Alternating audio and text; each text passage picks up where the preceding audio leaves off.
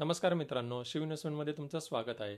आज या व्हिडिओमध्ये आपण बघणार आहे की तुम्हाला इन्शुरन्सवरती जीएसटी भरावा लागणार आहे किंवा नाही भरावा लागणार आहे. जरी भरावा लागला तर कुठल्या पॉलिसीजवरती भरावा लागणार आहे आणि कुठल्या पॉलिसीजवरती नाही भरावा लागणार. तर चला या व्हिडिओला आपण सुरुवात करूयात. सगळ्यात पहिले मी तुम्हाला सांगू इच्छितो की रिसेंटली निर्मला सीतारामन मॅडमनी सांगितलं होतं की तुम्हाला आता जीएसटी आता तुमचा वेव होणार आहे बऱ्याचशा गोष्टींवरती, बट आपण स्पेसिफिकली गोष्ट करणार आहे इन्शुरन्स सेगमेंटवरती आणि फायनान्स गोष्टींवरती. सो इन्शुरन्समध्ये जर तुम्ही बघायला लागलं तर इन्शुरन्स भरपूर प्रकारचे आहेत, जसं की जनरल इन्शुरन्स आहे, हेल्थ इन्शुरन्स आहे, लाईफ इन्शुरन्स आहे. तर तुम्हाला ह्याच्यापैकी कुठल्या इन्शुरन्सवरती तुम्हाला जीएसटी भरावा लागणार आहे आणि कुठल्या इन्शुरन्सवरती भरावा नाही लागणार. तर सगळ्यात पहिले आपण बोलूयात की लाईफ इन्शुरन्सवरती. जर लाईफ इन्शुरन्समध्ये तुम्ही जर इंडिव्हिज्युअल स्वतःसाठी जर घेत असाल लाईफ इन्शुरन्स, जसं की इंडिव्हिज्युअल, नॉन इंडिव्हिज्युअल जर म्हणलं तर की एम्प्लॉयर झालं किंवा कीमॅन झालं, ह्या गोष्टींचा जर विचार केला तर हे इंडिव्हिज्युअलमध्ये येत नाही, हे नॉन इंडिव्हिज्युअलमध्ये येतात.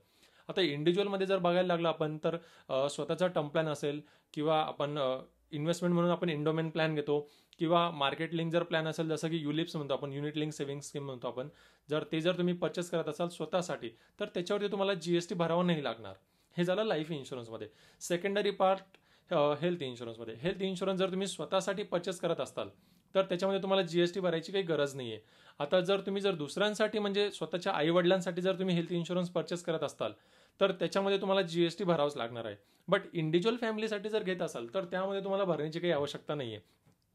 आता सेकंडरी गोष्ट अशी आहे की जनरल इन्शुरन्स. आता जनरल इन्शुरन्स जे झालं ते इंडिव्हिज्युअल कधीच होणार नाहीये. जसं की तुमची गाडी असेल, कमर्शियल व्हेकल असेल किंवा फोर व्हीलर असेल किंवा तुमचं घरांचे इन्शुरन्स असेल किंवा स्टॉक इन्शुरन्स असेल, तुमच्या कंपनीचा असेल किंवा कुठल्याही गोष्टींचा तुम्ही इन्शुरन्स करत असाल तर त्याच्यावरती तुम्हाला जीएसटी भरावाच लागणार आहे. त्याच्यावरती तुम्हाला वेव ऑफ नाही दिलेला आहे. फक्त एवढंच आहे. त्यांनी सांगितलं इन्शुरन्स आहे, बट सगळ्यात जास्त फायदा जो होणार आहे तो सामान्य नागरिकांचाच होणार आहे. जसं की जर छोटे स्वतःसाठी टर्म प्लॅन घेत असाल किंवा स्वतःसाठी तुम्ही हेल्थ इन्शुरन्स घेत असाल तर त्याच्यामध्ये तुम्हाला जीएसटी भरण्याची काही आवश्यकता नाही आहे. सो हे शॉर्टमध्ये मी तुम्हाला एकदम सांगितलंय. जर तुम्हाला याच्यावरती लॉंग डीपवरती जर व्हिडिओ जर पाहिजे असेल तर तुम्ही व्हिडिओमध्ये साठी कमेंट करा.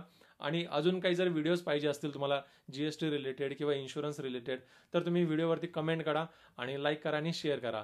तो भेटूयात आपण परत पुढच्या व्हिडिओमध्ये. Good bye.